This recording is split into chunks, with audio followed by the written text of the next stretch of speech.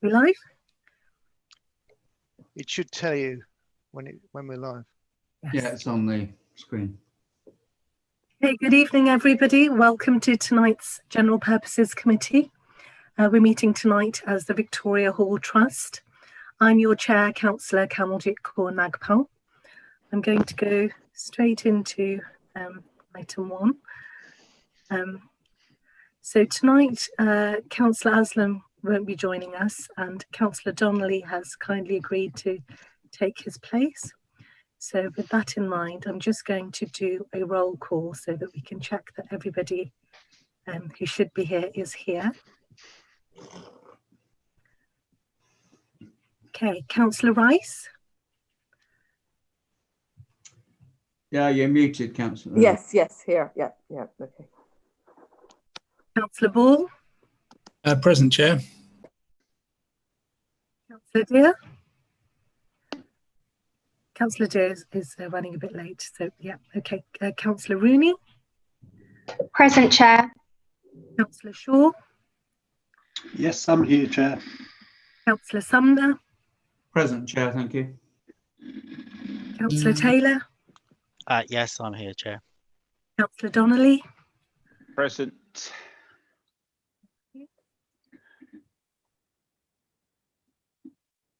Are there any urgent matters? Any declarations of interest? Any matters to be considered in private? Okay, minutes of the last meeting. Can we agree the minutes, please? Agreed. Agreed. Yeah, agreed, Chair. I'll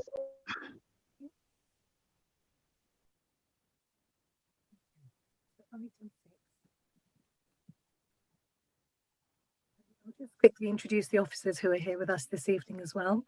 So this evening, representing the Trust, we have Adam Wally, Assistant Director, Capital Investment Programme, and Helen Harris, Director of Legal and Democratic Services.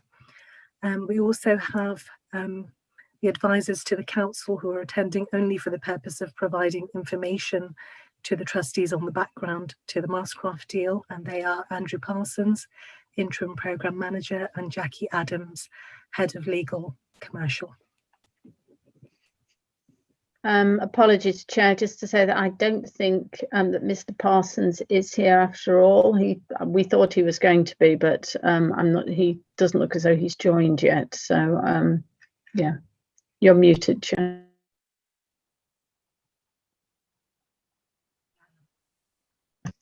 You're muted, Chair, I think. You're fading in and out, Chair. Yes.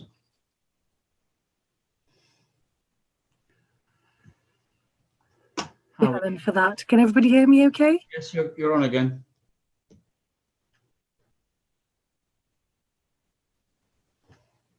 Okay, so item 6. Before I ask Adam to present the report, I'm just going to ask if everybody can just have a look at the recommendations on page 15 of 160. Chair, could I just ask you, should we be welcoming the 2 new trustees at this point? So I'm just going to do that, Councillor Sumner. Sorry. So please, if you could just look at page 15, I'm going to just go through, the recommendations. We've got 1.1, which we need to agree. The rest are all to be noted. And I want to start with 1.1 because I want to talk about the independent non-voting co-opted members. So you might remember at the last meeting, we agreed that we would appoint 1 independent non-voting member. And after that, Helen put together a role profile. We advertised the role in around Ealing, and we had quite a few really good candidates applying. But 2 were shortlisted, and when they were interviewed, they both did really well.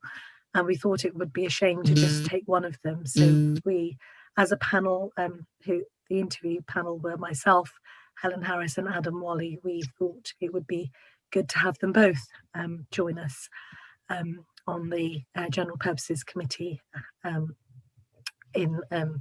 as trustees for the Victoria Hall Trust, and therefore they're both here with us this evening, Dippy Chowdhury and Ian Patterson. I guess first and foremost, I mean, I'm going to ask them to introduce themselves and tell you a bit about themselves, but we do need to agree that we're happy for them to both be independent, non-voting, co-opted members, because at the last meeting we only agreed that we'd have one. So we need to agree that. But before we do that, I'll just ask them both to say a little bit about themselves. So Debbie Chowdhury, would you like to go first? Hello, everybody. Really nice to meet you all virtually. It's a shame we're not here in presence, but given the circumstances. My background, just very quickly, I worked for the BBC, left the BBC about a month ago, about 4 weeks ago. I'm a documentary filmmaker. I live locally in Southall. I know Victoria Hall really, really well. My children have grown up there. I've used the facilities at Victoria Hall, and I'm really honoured to be part of the trustees in making a decision on the future of Victoria Hall. Again, hello. Go on in. Thanks. Again, hello everyone, and hope to meet you in person as soon as circumstances allow. My name is Ian Patterson. I live in the Northfields area of Ealing, where I've lived for around 32 years. Children grown up in the area, although now all left. I'm recently retired. I worked in local government for a variety of London boroughs over the years, although never for Ealing Council. Mainly in the past on capital building projects, schools and office type developments. Most recently, I worked for Camden Council, and I was their lead officer for the redevelopment and refurbishment of Camden Town Hall. Hence my interest in this very fascinating project. Very much. So I guess the next part is for members to agree that they're happy with having 2 independent non-voting members. Agreed. Yes, agreed. Agreed. Yeah, agreed, Chair. Agreed from myself. Someone's kids, I think. Mm-hmm. Can I just say welcome, Dippy and Ian? Chair, can I just ask, did they, as in, become members of today or next meeting? That's why we're taking this first, so that we're going to get everybody to agree so that they can participate in the meeting. Okay, fantastic. Thank you very much, everybody. So I'm now going to ask Adam to present his report. Thanks very much, Chair. Good evening, everybody. Hopefully you can see and hear me. Briefly, just to endorse what you've just said there, Chair, in terms of welcoming Dippy and Ian to the Trust, and obviously very delighted to have them on board, and that you've endorsed that as a Board of Trustees. And as you said there, Chair, you know, we were very impressed with both of them as a part of the interview panel. So hopefully you're sort of used to hearing from me now. This is my, I think, 3rd time, certainly this year, reporting to you as the Trust. So just as a quick reminder, I'll keep my comments brief, but as I sort of said to you in previous times I've reported, I've been asked, I work for the Council as an officer. Sorry, can you hear me okay? Yeah. Sorry. But I'm not directly involved in the council's deal with my element of the town hall. So I've been asked specifically to act on behalf of the Trust and report to you as trustees. So as the Chair's just helpfully sort of handed over to me there in terms of my report that I've prepared for you this evening, you've obviously just agreed to the first recommendation, and as the Chair has briefly noted there, the rest of the report are really items for note. As I see it, this is really a 3rd meeting in a series of 3. You'll recall my previous reports to you in June and July of this year, which were largely around the response to the Charity Commission as part of producing the Trust's kind of response to the decision review that the Charity Commission issued to you in April of this year. So as I mentioned, the report has a series of recommendations really of notes. I suppose the principal one, which the sort of bulk of the other recommendations sort of fall into, is that in line with your delegation to me at the previous meeting in July, we have now submitted, the chair has submitted a written response to the Charity Commission. That's appended to the report at Appendix 1 for your information. I'm obviously happy to take any questions on that in terms of detail, but in summary, it presents or it seeks to respond to the Charity Commission sort of point by point on the issues that were raised in the review that the Charity Commission prepared in April. You'll recall, particularly I think the June meeting where you went into some detail in reviewing point by point the various issues that the Charity Commission had raised. So that letter that the chair has signed off on sort of seeks to sort of pull all that together into a response. There are various attachments appended to that letter. Several of those are actually the minutes of the last two meetings of the Trust. In addition, and moving on to recommendation 1.3, since we last met in July, we've commissioned on behalf of the Trust a further valuation report by Sanderson Weatherall, who were the valuers who you might recall produced the initial advice to the Trust in September of last year, which gave a recommendation that the Trust could support the Council's deal with Mastercraft on the basis that it offered the best available deal to the Trust at the time. So there is a further valuation report which has been prepared and issued to the Charity Commission and is issued to yourselves and appended to the report for your reference. And further, there is an Appendix 3 to the report, which is a track changes version of the community use protocol, which you'll probably recall from earlier meetings we've discussed a few times before. So this is the legally binding document that's intended to protect the Trust's and the community's interests in the Trust's assets through a protocol that describes how community use is managed, and there have been further changes to that document in line with the comments that we've had from the Charity Commission, which look to strengthen those aspects in the Trust's interests.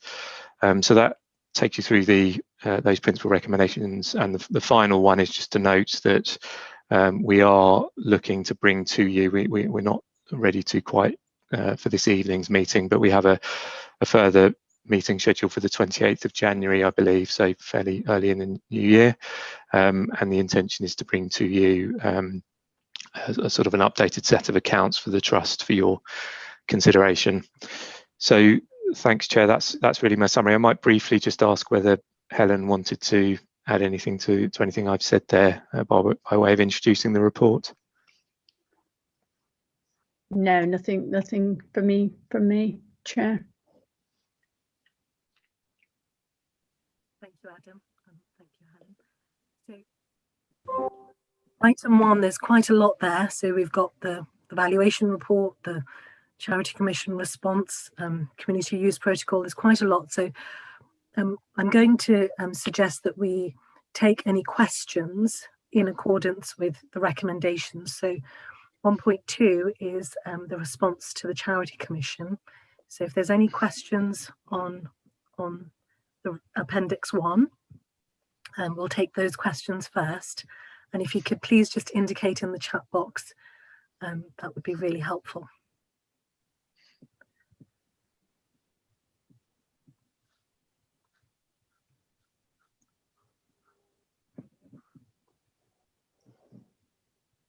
Okay, doesn't look like there are any questions on that item.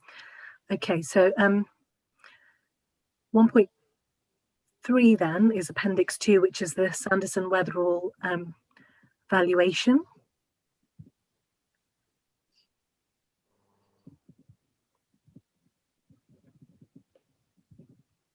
Councillor Ball. Yeah, thank you, Chair. I'd like to ask, has any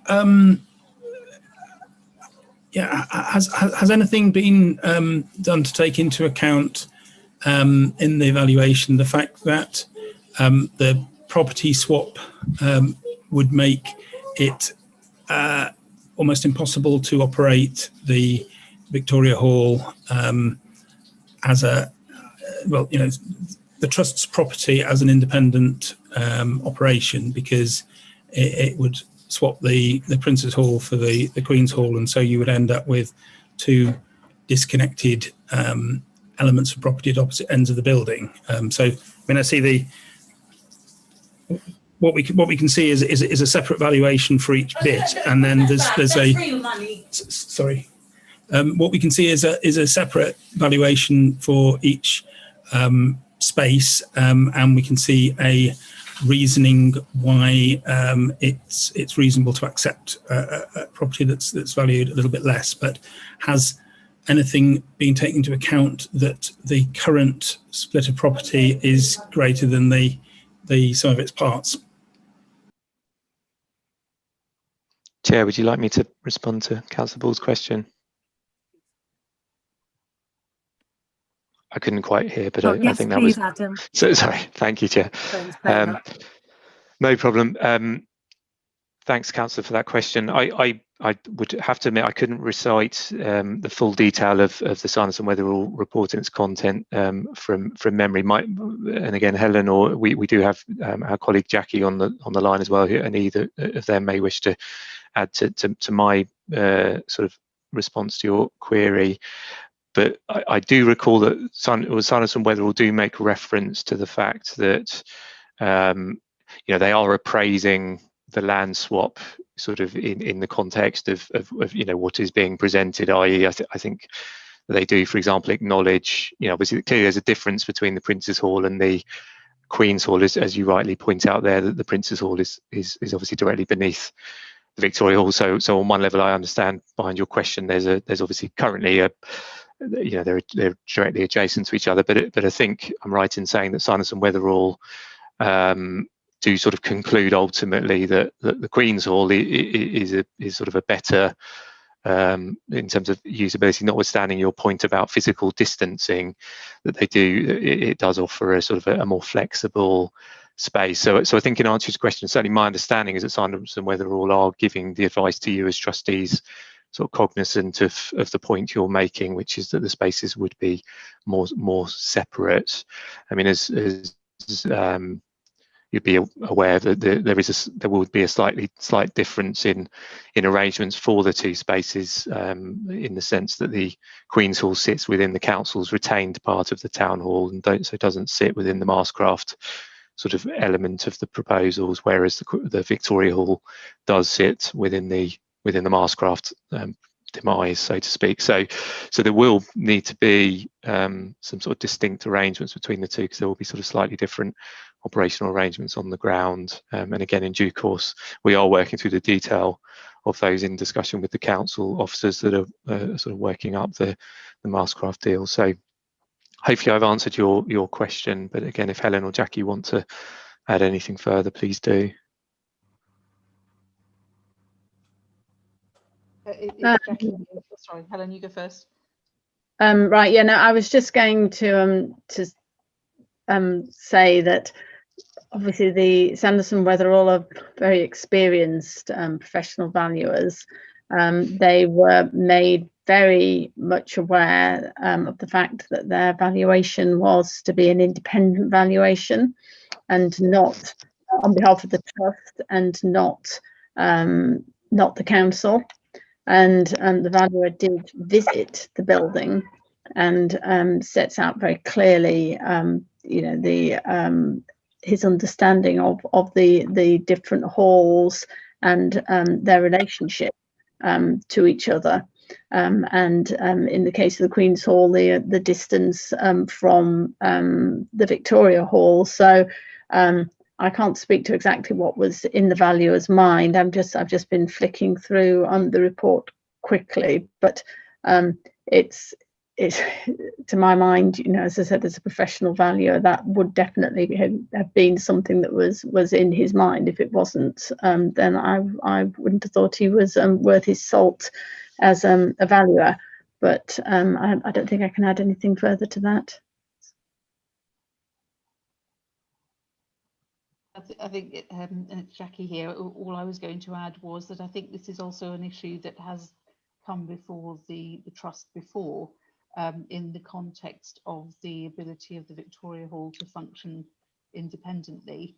And there was a discussion about that previously and with the Charity Commission, in the sense that clearly even with the Prince's Hall being underneath the Victoria Hall, the Victoria Hall and Prince's Hall still only have very much a secondary entrance rather than a main entrance, independent of the council building, in the sense that the main entrance is in the middle of the town hall, the staircase that you need to use as you go into the council element of the building.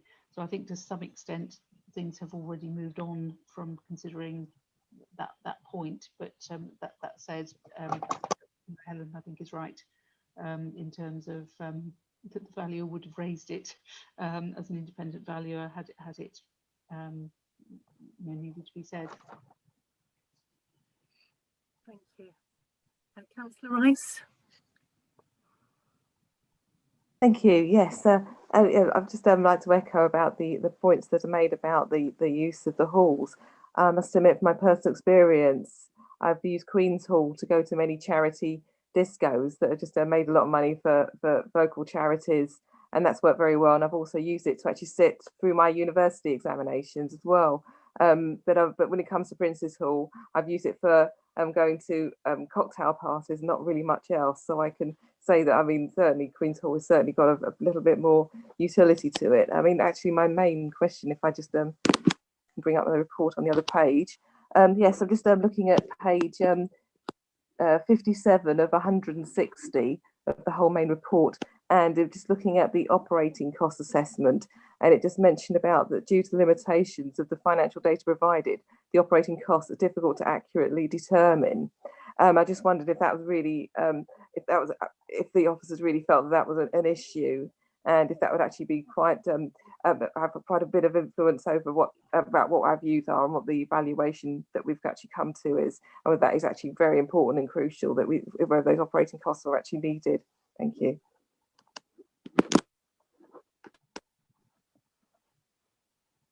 Chair, if you permit me, I'm happy to respond to Councillor Rice's question there. Please, Adam. Thanks again, Councillor, for your question. I'd probably need to just reread that section of the report, but I think certainly I can. Well, having submitted information to the valuer, and again, we did submit a fair amount of operational detail to the valuer in terms of costs, actually as part of the original exercise last August, September. I guess all I'd say, talking to, I suppose, on behalf of the valuer, obviously, who isn't here to sort of maybe elaborate a bit on the point there, is that I think the valuer may have struggled a bit by virtue of the fact that, as you all appreciate, the trust accounts, aren't, the trust itself has only really come into existence or resurrected, should we say, relatively recently, and so we have had to. That's had to be a bit of sort of retrospective application of the operating costs and the accounts. And I think that the valuer has obviously, therefore the council's really only been able to provide to the valuer some sort of indicative costings. I should say, however, in the council's defence, that as I said a moment ago, we did, there were some relatively robust figures presented to the valuer in terms of the overheads, the higher rates, etc., for the halls, the trust property prior to the recent closure. And again, probably would just echo what I said earlier, which is that I think the valuer ultimately has deemed that they're satisfied, they had the information to give you the recommendation they've given you, or to reaffirm the recommendation they gave you last year. Thank you, Chair. Councillor Shaw.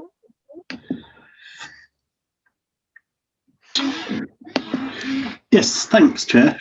I think Adam has actually just answered most of the couple of questions that I had, that was in amongst the sort of the annual revenues and costs and so on. So I'll just sort of make a general comment that I think what's clear here is, you know, the value within the report says how challenging it is to actually put these figures together, because of, you know, there's a number of unknowns at the moment, you know, not least that the town hall's been closed for the last year, and, you know, given the coronavirus status, there wouldn't have been any activity going on and so on. Obviously we'd take that to be changed, but this is, you know, also very difficult because it's being done over a 10-year period as well, that was suggesting in terms of the community use rates being fixed. So, you know, I know that it is, you know, a little bit like, you know, sort of licking your finger and putting it up in the wind and hoping for the best here. But, you know, I think the valuers, from what I can see, have done as good a job as they possibly can do. And if anything, might have perhaps gone on the lower side of occupancy with 30 and 35% rates, that you might hope that with a bit of sort of a marketing push or whatever, that these rates could actually be increased somewhat over some time periods.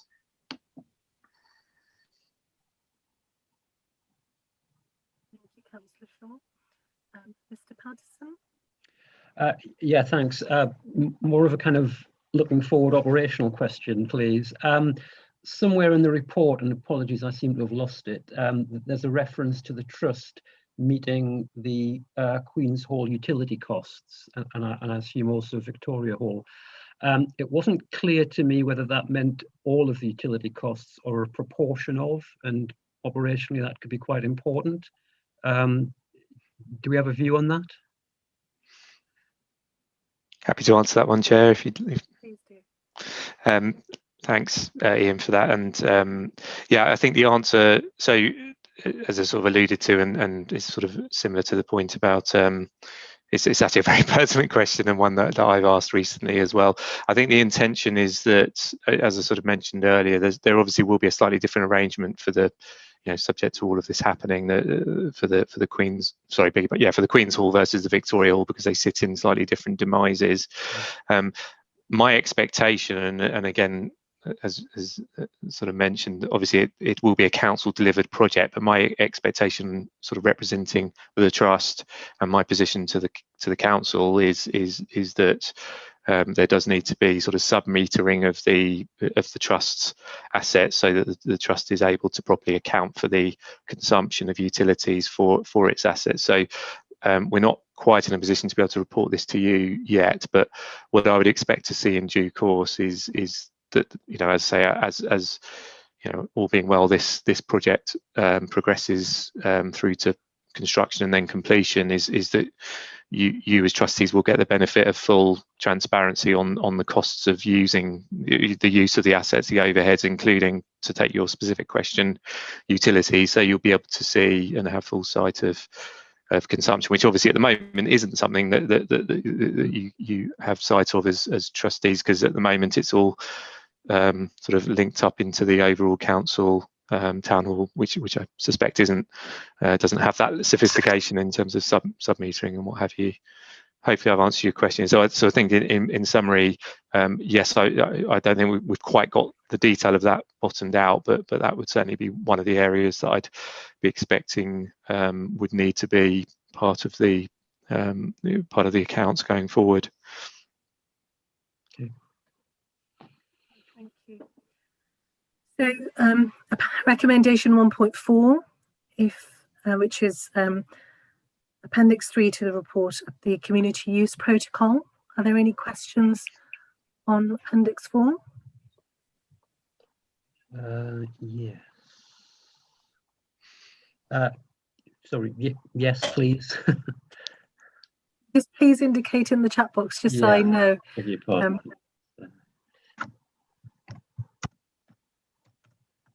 Yeah, please go ahead. I think you're the only one who wants to ask a question at the moment, so go ahead. Thanks. A few.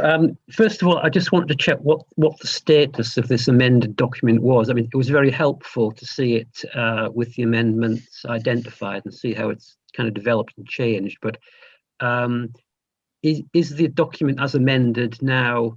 Does it have an agreed status? Is it yet for the trustees to agree? And as I understand it, it's still to be agreed between the trustees, the council, and Mastercraft. So, kind of, first overall question is what's the status and where is this document?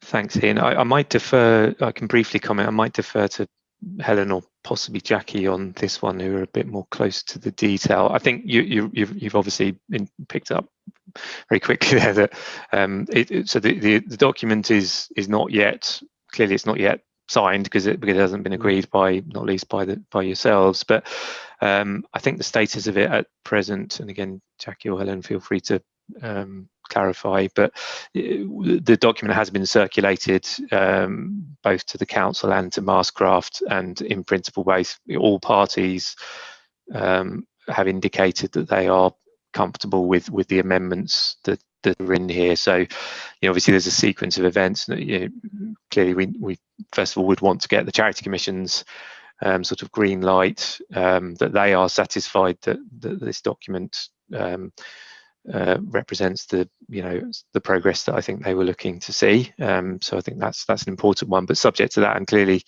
any comments you give this evening or down the line may change things, but barring those, I suppose I would regard it as essentially an agreed document pending signature. But again, Helen or Jackie, if you wanted to come in further on Ian's question, please do. I think Helen's going to speak. I don't. Thank you, Chair. Without checking back through all the past reports, I can't remember exactly when, but the community use protocol is part of the deal, which is has been actively negotiated with Mastercraft. This is a particularly complex bit, and the trust obviously and trustees have been very interested in it. And from recollection, you authorised, I think, Adam to conclude negotiations of final elements on behalf of the trust with the council and Mastercraft, the developer. What you have before us is the latest update on where those negotiations are, which, as I said, they've following the authority that you gave quite a while ago, I think, because these, to be frank, the negotiations have gone. I mean, these sort of negotiations are always, in my experience, driven by the developer's timeline, and in this case, of course, for reasons outside our control, and certainly outside the developer's control, everything has been slowed because of the Charity Commission intervention. And what that has meant has been that the developer has not had the same driver to get on and resolve and finalise these negotiations than would otherwise have been the case, which is why it's, as I said, dragging on and on. But we felt it was important and helpful for the trustees to see where we've got, because I know from past meetings that the community use protocol is something that's really close to the trustees' heart, and so it should be, because it's at the heart of what the trust does.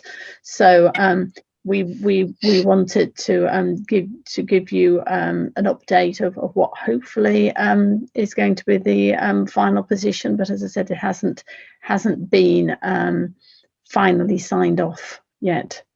So Mrs. Adams may be able to update slightly beyond that, but that's the position as I understand it. Yes, that's right. It hasn't been signed off, but by way of taking it one step back, the untrack change element of the document is part of an attachment to the proposed lease with Marscraft, which in turn is attached as an agreed document to the agreement for lease that we have with Marscraft. So it's not a document that's come into being yet. It's just an agreement whose wording was agreed, and the track changes are the proposed wording that we're seeking both the trust's approval for and final approval of the wording from Marscraft. But as Adam was saying earlier, that will only be after the Charity Commission have responded, and it obviously in turn, before that, the trust as well.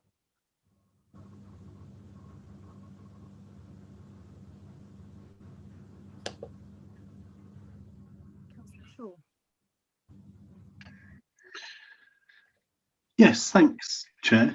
I mean, certainly this document has been looked at in some detail, I know, by this committee as the trustees, and is something we have been very interested in and had some good debate and discussion on.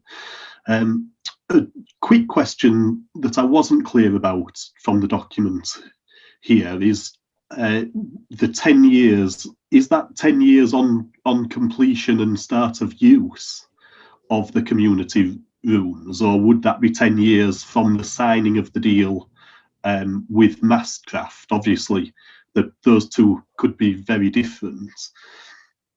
And then also, just in terms of the community users group that is talked about setting up to monitor this process, I was wondering at what stage they would be set up, and is it a good idea for that group to be set up at an earlier stage to be able to have view of this document, you know, once the deal is completed, so that they know what they're sort of holding Mastercraft to account for?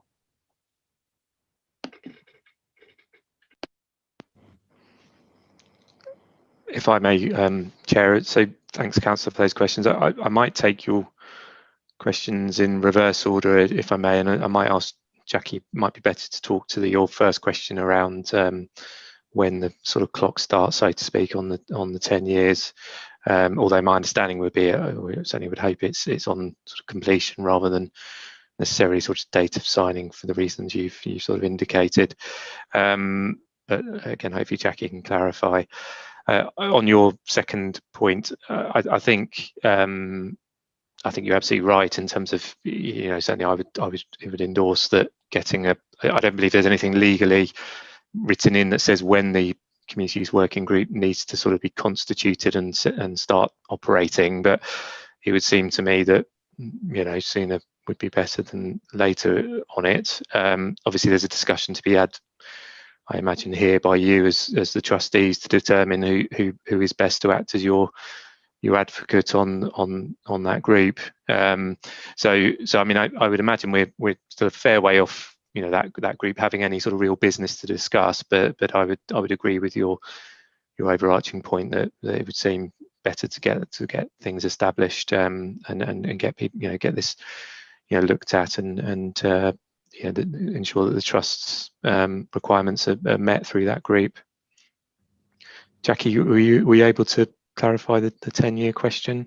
I can, Adam, and you're right that for the reasons I explained earlier, because the community use protocol is a document attached to the lease that is yet to be granted, the time won't start running until works are done and that lease is granted, and so we aren't already eating into that 10-year period. So that starts at that point.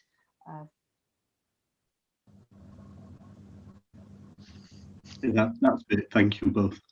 I think Helen wants to make a point as well. Yes, thank you, Chair. It's just picking up the issue of membership of the community users group. Again, I haven't I'd have to go back and check through the documentation.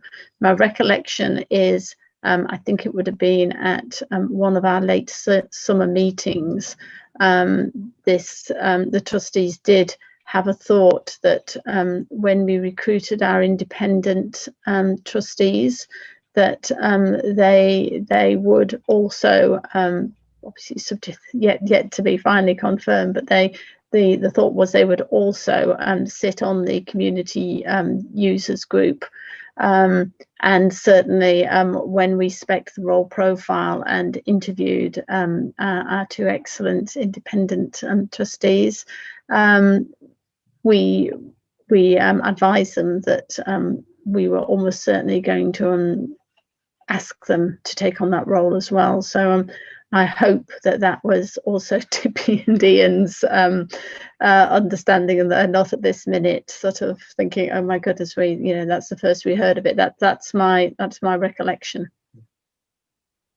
Yes. We have discussed it at previous meetings, Helen, you're right. In fact, we mentioned it at the last meeting as well.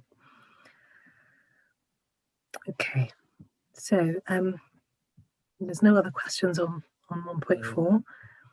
So 1.5, financial accounts are being prepared for the trust, and they will be presented to a future meeting of the trust. So I know officers are working really hard to get the accounts ready for us, hopefully for our next meeting. Councillor Ball, you want to ask a question? Yes, so a couple of questions. So yeah, well, the first one that you partially answered. The first one was the timescale. So it's reassuring that it's hopefully the next meeting. So that's good. The other thing is members will have seen an email from Will French, which raises a couple of points which fit into this category of the financial accounts for the trust. So yeah, so the first one is about, well, I think the most relevant one really is his second question, which is,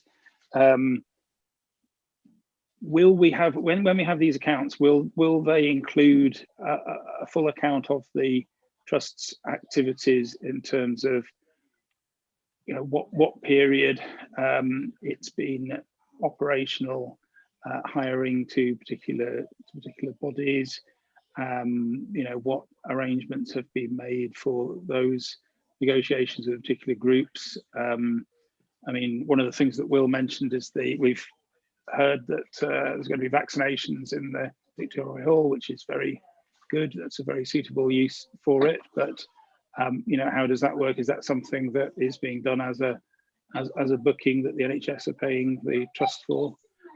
So really, it's tying in what is actually operationally happening at the moment and what the plans are to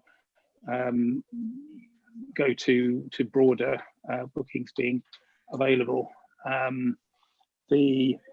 And then the other question he was asking was about, which is also a financial thing, is in terms of will the agreement with Masscraft involve there being a payment to the trust for the long lease of its property? Because that's something which doesn't appear to be mentioned anywhere in the documents that we've got, but it would seem reasonable that if there is a payment to the council, then there ought to be a payment to the trust as well for its share of the property that's being used. And yes, well, finally, final thing is just again for these accounts, has the trust applied for any of the government coronavirus business support packages? Because although it is being used now, it clearly, some of the normal use in terms of you know, wedding receptions and the like is clearly not possible due to the current circumstances. So is the trust eligible to claim on any of these schemes, and has it done so? Councillor Ball, so you've asked a few questions there, some of which have come from the email that we've all received from Mr. French today. So Mr. French asked if he could speak this evening, and normally I'm very generous and I always allow him to come and speak, but you know, we didn't hear from him till very late in the day, and there just wasn't enough time for officers to prepare a response. So he will get a response to his questions, but it might be in an email after this meeting. If officers are happy to respond to any of those questions you've raised from Mr. French's email, then you know, please go ahead. Otherwise, Mr. French might have to wait, just because the email did come very late in the day, and normally we expect to receive anything from anyone who wants to speak much earlier. Chair, I'm happy to respond to some of Councillor Ball's questions there that are sort of reflected in Mr. French's email. So the first one, Councillor, that you asked probably sort of last, but that wasn't covered in the email, as regards the application for any sort of grant funding. I mean, the short answer is no, that hasn't been applied for. I suppose it sort of ties in with the other question you asked there. So in terms of usage and accounts, I mean, I think, and again, Helen or Jackie will, I'm sure, clarify anything that I'm not saying is correct. But obviously, the town hall, including the trust property, has been largely closed. I think this predates the lockdown and COVID. So in terms of just, I suppose, to give you a sense of what I would expect to see in the accounts when they do come to you in January, I'm not anticipating. I mean, obviously, there have been accounts presented to you as trustees for previous years, and as I mentioned earlier in the meeting, that there has been, understandably, a sort of a level of kind of sort of assumption taken in those accounts in terms of kind of working out the sort of the division between the council and the trust, and historically, for the reasons we sort of all know, in terms of the trust coming into relatively recently back into life, so to speak.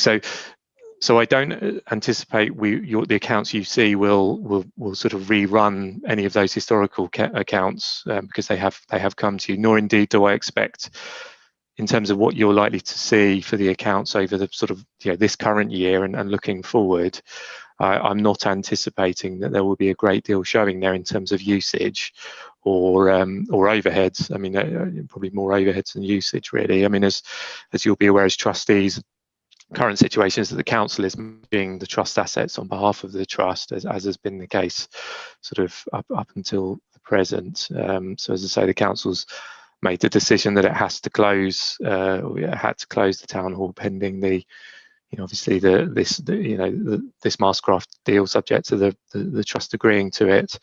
So as I say, I'm not anticipating that there will be a lot of usage, and for that reason, I'm equally, and again, happy to, if Chair, you wish to have a discussion around it as a trust, can do so. But I wouldn't necessarily advocate for applying for sort of grant assistance from the government, because in terms of operations, the trust is largely dormant at the moment, for those reasons. So hopefully I've sort of given you an answer on that point, Councillor Ball. I mean, in terms of the as I say, I've seen the question about you as trustees, not sort of the implication that you as trustees aren't aware of the deal, or sort of what monies are being due. I suppose I would sort of take the view on that as we've sort of discussed earlier in this meeting, that you have received a valuation report, an independent valuation advice, which tells you what the trust assets are worth, and recommends, again, recommends independently the Mastercraft deal is sort of the best option available to the trust. In terms of your specific question, Councillor Ball, the intention, and we aren't quite in a position to bring this to you yet, because as I say, we're in discussion with council officers who are sort of leading this deal. But the expectation is that there will be a level of premium payable by Mastercraft, the developer, to the council, as part of sort of an overall sum upfront for the deal.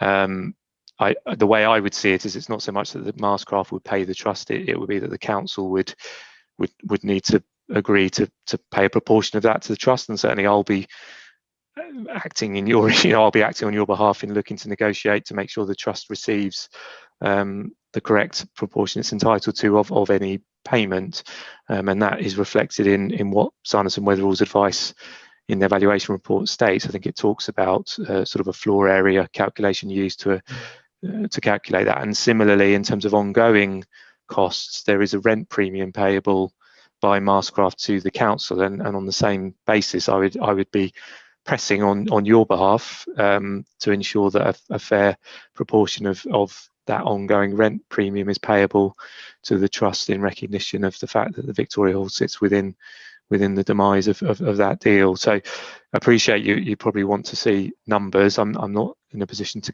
put those to you this evening, but the overall position is that you can expect to see those. And as I say, the Sanderson Weatherall report does talk about what in their eyes should be expected as a sort of a best consideration position for the trust to expect as part of this deal.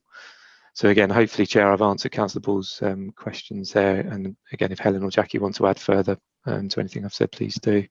Helen wants to just speak about the COVID business support grant. Yeah, a couple of issues on that. First of all, I'd have to double check. I know that the trust, unfortunately, would count as council legally because the council is a trustee. I think we'd be hard pressed to argue legally. I mean, obviously we'll confirm that, but my understanding is that public authorities aren't eligible for the COVID business support grant, but again, we double check that. In any event, Adam's point is the sort of overriding one, which is that actually our halls have been largely shut anyway because of health and safety reasons. The very maintenance challenges that have driven and it is it's a reluctant deal, have driven the trust to have to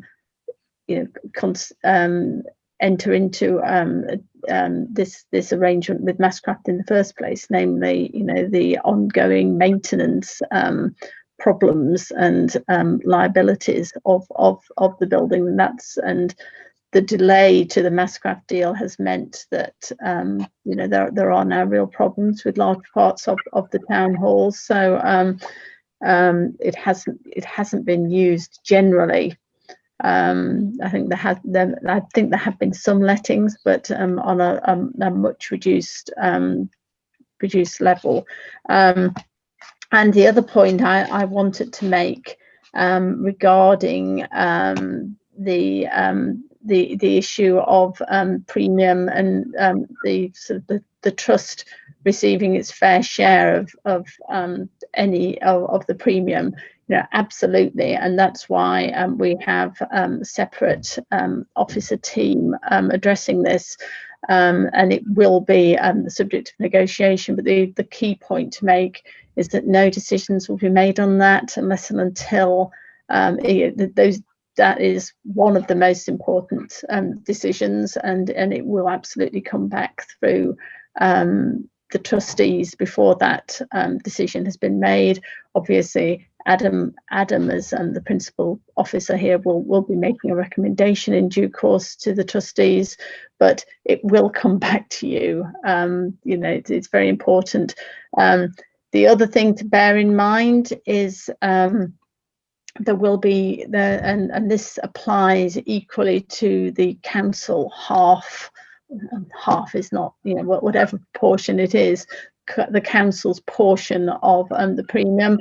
There will be significant costs to be netted off against the whatever proportion of the premium is a felt fair to be ascribed to the trust, and those costs have been quite significant thus far.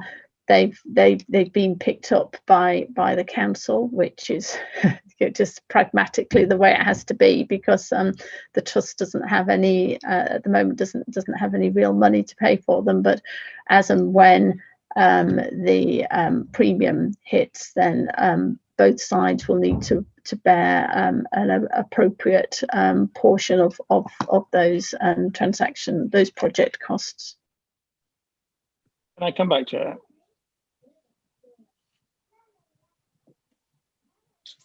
Sorry, I didn't hear you then, but yeah, go ahead. Yes, great, thanks.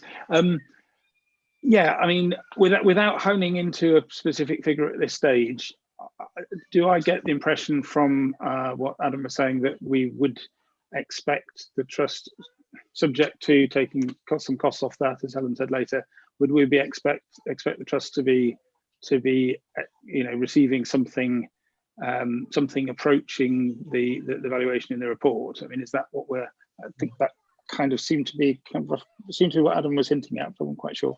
And on the other point, it's interesting because I mean I'm a bit of a Luddite, so I go in and pick up my physical copies of the papers from the town hall, and there certainly was a phase when it was it was completely dead. There was a security guard in, nothing was happening. But more recently, there is significant letting activity. When I go in there now, there are people milling about, and obviously, I don't know. I don't know how much of a financial effect that is. Whether it's, I mean, my understanding is that there's an educational organisation which is the main organisation letting various parts of the town hall, some of which are trust assets and some aren't. I asked a written question at the last council meeting, but I don't think I ever got a reply to it about that. But I mean, certainly, I'm just really coming back and saying that that just in terms of seeing what's happening on the ground, there does appear to be quite a bit more lettings activity than there was even before coronavirus started. As I say, the rumour is, and I don't have this from any official source, that it's educational organisations that needed additional space because of coronavirus related factors, meaning that their full-time premises weren't large enough to split off into separate bubbles and things, and so that's what's happening. But as I say, I don't know. All I know is that there are people in there, and so it would be very interesting when we see the financial figures to see how much the trust is receiving for those bookings.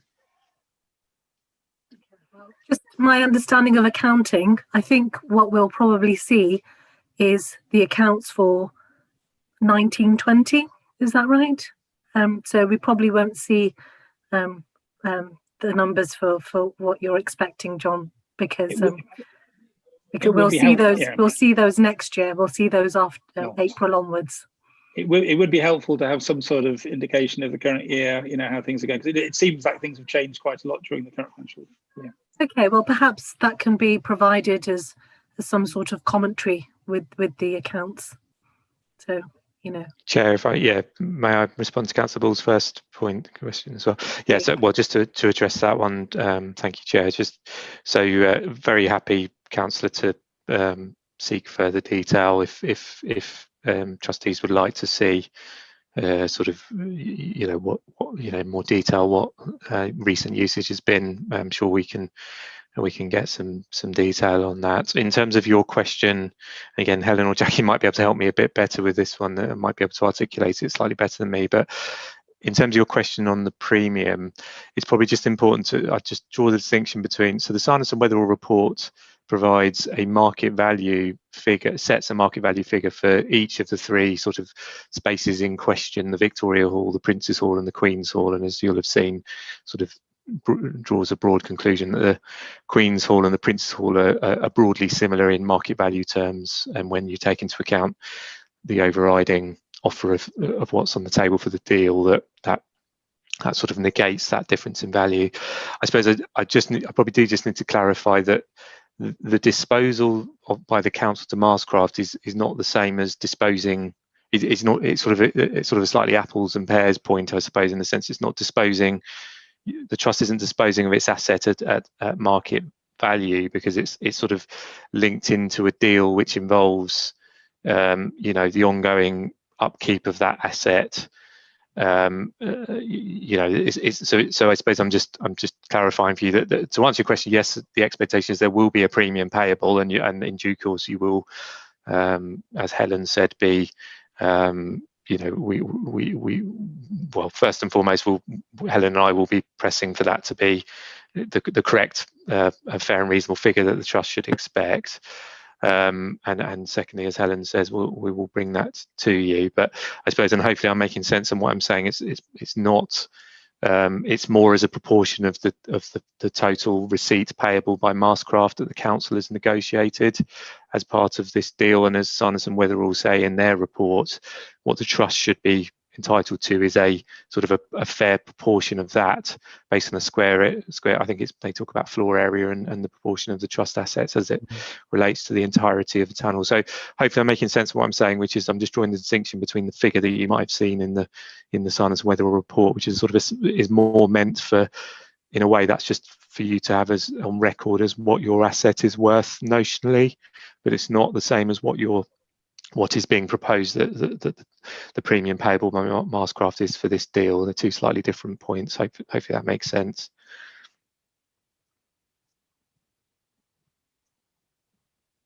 And again, Helen, or oh, sorry. Sorry, Chair. I just wondered if, I mean, Helen or Jackie, would you like to say anything further on that? Yes, it's Jackie here. Adam's right. Obviously, we have the Summerson and Weatherall valuation, which is for one purpose, but actually, in terms of the money that is payable under the Mastercraft deal, we need to look at the terms of the agreement with them. As everyone has said, the trust is entitled to its fair apportionment of that, any sums due under the agreement with Mastercraft, but the valuation performs a particular function, but that isn't necessarily the money that's changing hands. The money that is changing hands is under the Mastercraft deal, is that identified in the agreement.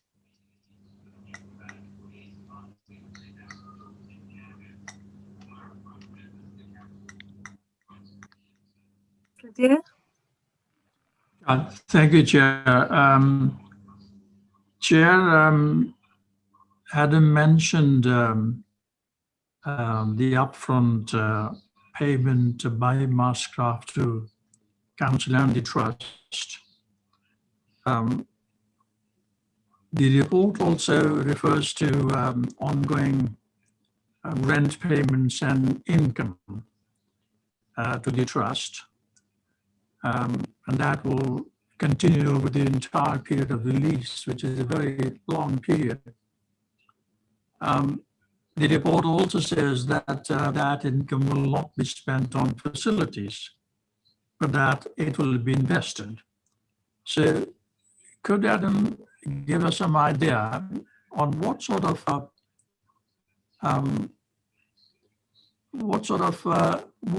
would that income be spent on? Because it will be accruing for a very long time on an annual basis. And so give us an idea, a sense of where that income will be spent, please. Thank you. Thank you, Councillor. Sorry, the line was, I think I got the gist of it. My line crackled a bit at my end, but I think you were asking what the rent premium, the proportion payable to the trust would potentially go towards. I think the honest answer is there probably still needs to be a decision taken by yourselves ultimately on that, and it perhaps goes a bit back to the discussion we've had earlier about establishing the community use working group. But I think to try to answer your question, you know, clearly there's any number of areas that the trust may determine that it wishes to apply its revenue towards. I mean, an obvious one, which I think has been raised at earlier meetings, it was around further subsidising the rates. So you may choose to, you know, it may be decided that you choose to further subsidise and reduce the letting rates for certain activities that you deem to be sort of particularly ones that you would like to encourage. I mean, there's obviously other, you know, you may choose to invest in further promotion of the trust and seek to to spread the message through advertising and publicise the halls and the assets. So those would be sort of two immediate areas. I mean, ultimately, as I say, it's for you to determine. I think, as you rightly say there, Councillor, I mean, the benefit as I see it is that the trust has a sort of a limited exposure to ongoing maintenance costs, because those are sort of wrapped up in the deal. So obviously not completely risk free, but there is a level that this rent premium payable which should in theory be sort of clear of any overheads, and therefore can be applied as you see fit. But hopefully I've given you a few examples of their councillor of areas that money could be put towards. Thank you. Thank you, Adam. Thank you very much. So, I mean, that's all of the report and the appendices, and I can't see anybody indicating that they want to ask a question. So that's item 6. We've agreed recommendation 1.1, and the others just need to be noted. So please can we note them? Agreed. Agreed. Agreed. Agreed. Yeah, agreed, Chair. Okay, so item 7, the next meeting will be in the new year on the 28th of January. And hope everybody has a lovely... Chair, can I have a quick question Yes, on that? of course. Just to confirm, that will go ahead, will it? It's just we've had a couple of cancellations and all postponements, and I just want to be... Had some postponements, you're right, Councillor Taylor, but on this occasion we were waiting for the valuation report, etc. And then there's no point having a meeting unless you've got all of the information, and that valuation was a key part of tonight's meeting. And my understanding is that officers are going to try their best to have the accounts ready for the next meeting. So I'm sure if they are ready for the 28th of January, then that meeting will be going ahead. But at the moment, that is the plan. Okay. Have a good Christmas. Chair. Have a good Christmas. Oh, Yeah, couldn't I just Councillor Sumner. question? Can I ask what's happening to the regulatory part of this committee? We haven't had a report on any regulatory matters for quite some months now, and we're not just a town hall trust. Could I leave that with you to have a think about? And perhaps you could let me... Yes, I mean, we do still look after all of the other regulatory side. I know you do, but when I was in licensing, where I have a function, I asked the question and they said, well, that is this committee. So I put it to you. Can I leave it with you and you can come back to me when you're ready? Thank you. Have a good Christmas.